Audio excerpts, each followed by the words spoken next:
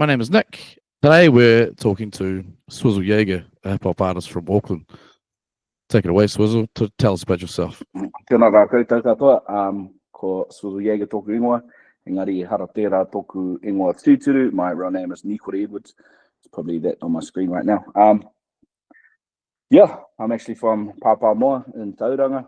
I've lived in Auckland and Tauranga back and forth for the last 20 years, doing music and film and TV. And yeah, heavy on story sovereignty and ruffling feathers. What's your musical history, bro? Musical history, I started in metal bands, new metal, hardcore, screamo, emo bands, lots of that. And then I did that for a few years in some really cool bands. And then, you know, what being in bands is like, heaps of relying on other people to, you know, all of that sort of jazz. And sort of once one of my bands sort of disbanded, I stopped doing music for a couple of years and sort of found myself going a little bit stir crazy. I needed that creative outlet. And then I ended up winning entering a burger fuel competition with a joke rap. And they thought that I was a professional rapper because I was that damn good. And they were like, you're not a rapper. And I was like, nah, I'm just having a joke. And they were like, no, you should be a rapper. And I was like, oh, maybe. And so I looked into that, and now I rap. It's way easier just organizing one person. DJ laptop. DJ MacBook, yep. I mean, I play with the DJ most times now, but you know, when the time calls for it, it's just me and my MacBook. Yep, fair enough. Fair enough. So what we're doing is an interview series trying to show people that aren't involved in the music industry how hard it can be and the problems that we do face as musicians in Aotearoa. So we've split this question up into sort of three questions: social, political, and economic. So breaking up the first one, what do you think, in your opinion, speak completely freely, what is the biggest social problem in the New Zealand music industry? Social in terms of like society, or social in terms of social groups within the music industry? Can be either or. So yeah, maybe societal. I think the societal problems. So societal, I think that the problems are in New Zealand. People don't buy tickets. That's a big thing. If we're talking about live music, are we talking about live music or recording? Live music. People don't buy tickets nowadays. You know, everyone's like, oh yeah, I'll get a ticket on the door. That makes promoters or like venues go, ooh, like you've only sold 4 tickets, but you know, thousands of people might have said, oh, we're coming. That has a big impact on whether venues will cancel the show. A lot of promoters will just be like, look, we haven't sold enough tickets, we're not going to put on the show. And then people go, oh, what? I was looking forward to it. And I was like, man, you got to buy that ticket. Yeah. Like, another thing within the music industry that is still that tall poppy thing. You know, do you think that's better or worse now than what it used to be? All the same. It's just different. No, it's not the same. If the main tall poppy bit has gone, I think, you know, the direct tall poppy syndrome, that's not there as much, you know, where it was just like people literally, oh, that artist sucks because they're doing better or whatever, or, oh, we shouldn't. And now it's trickled down into gatekeeping and just not supporting, you know, that it's really weird. I come from a hardcore background where everyone was supportive. Whether your band's on the bill or not, you will go to the shows. You will, you know, oh, bro, have you heard of this band? You know, even though you're trying to crack it yourself, you're not out there trying to crack it by bringing other people down, you know. Yep. But I think that's quite prevalent in today's music scene. Yes, especially the tall poppies there and the ticket sale thing. You preach to the choir, brother. That is painful. Okay, next question, and I know that you'll be fairly vocal on this one, especially with our current government. What is the biggest political problem? Oh, sorry, that's got something in mind. The biggest political problem? Currently, and this is with the current government too. I don't know, because I operate on like a smaller, in the mid range of the music industry. I'm not like super underground, and I'm not like selling out stadium tours. So I don't think, for me, it doesn't affect me so much directly. But in terms of arts funding, in terms of not just arts funding, but tour funding. Also, I saw that thumb-looking dude. We're gonna get more overseas artists coming. We're gonna put on more shows, and it's like, all right, well, that's cool for like, the big artists overseas, but for local artists, it doesn't really mean much. Like, there's places in Aussie they've put in place where every touring artist that comes, they have to have a local opener. Yep. Which should be standard, whether or not they're bringing, tons of fans. It's just an opportunity for local people to see their local bands. We always say support local, and that, all of your favorite bands were once a local band to someone else. That's right. Yep.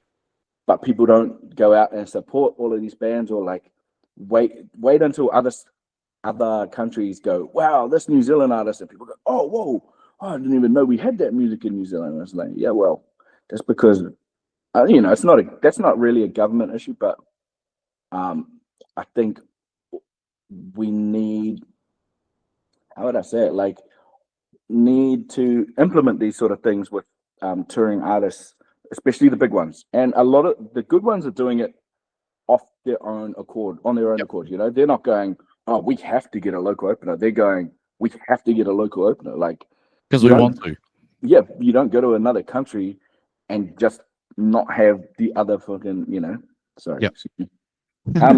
Yeah, I think I'm not sure if that's political, but I don't know how much political. I mean, I get very political in my rants when I'm on stage and stuff, but I don't think that affects my music. Do you think the government could be doing more? Heck yes, and in all aspects. For the music industry, yes, like I said, implementing something like that where you have to hire local opening acts, even, and like not shitty like times. Like, oh yep, they're gonna open at 6 p.m. and we're on at 10:30. Yeah. So you'll play to the empty car park type stuff. It should all be done properly and paid.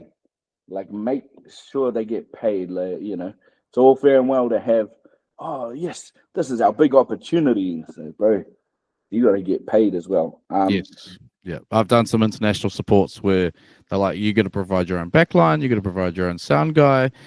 We might pay you. Yep. Same. And I'm like, oh, but you fellas are getting like 20 G's. And I get nothing. And I'm paying. Yeah. Well, that happened to me on quite a big not a big tour, but a big thing. And then the band found out, and they were like, "Is that all you're getting paid?" And then their manager, like the tour manager, came in and was like, "I'm so sorry, we didn't know anything about this." And I'm like, "Yo, it's all good. Like, just remember next time, though." And they'll be back. So. Yeah. And then the last question is economic. Oh, sorry, second to last question. The biggest economic problem for the New Zealand music industry, is it to do with streaming? Is it to do with our location? Is it to do with petrol prices? What do you think, out of all of those things, economic wise, what do you think is the biggest problem facing the New Zealand music industry and artists? We're in a recession. People have to feed their kids before they feed their ears. I don't think there's really much we can do about that sort of thing.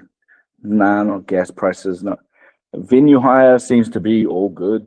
Yep. Most venues are struggling themselves, so you know, and it's all connected, you know. Like if the people that are supporting your music buy the tickets, then the venue is like, sweet, we know how much staff we need, blah blah blah. People turn up, buy drinks or buy whatever, you know, support the bands.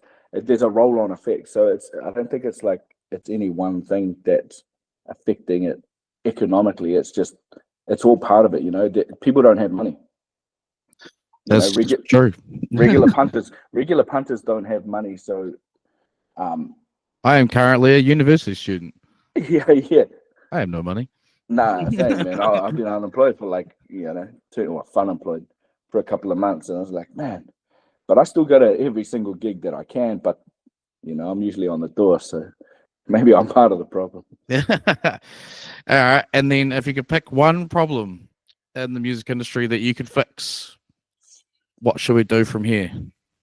Predators, man. Predators? Predators.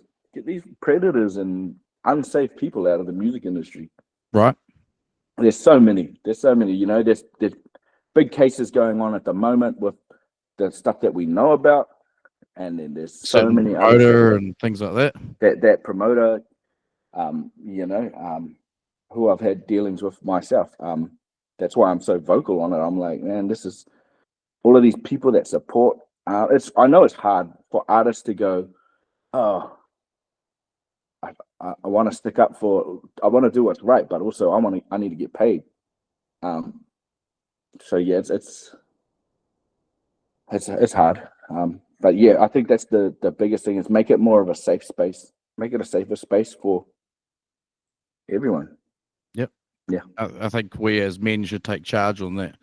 100%. Oh, we as men are the main fucking cause of it, you know. So we as men need to call out all of the shit that we see. Yeah, exactly. And that's what we're doing. Yeah, in non-violent ways, of course. I don't know about that. You know, I didn't say that. Yeah, I didn't say that either. I didn't say that either. In whatever way you need to. Like if I see it firsthand, it's getting violent. Yeah. If I hear about it, then obviously I'll go the talk about it route. But that's I can't comment. Sweet. I think that'll do us. Thank you, Swizl Jager, for coming on board and coming on for the study. And hopefully, you know, we can put this on YouTube and someone listens and might do something about it. It starts to do something. There's a few of us starting to do stuff. Like even having this conversation, bro, is a good start. Cheers, brother. Cheers, my boy.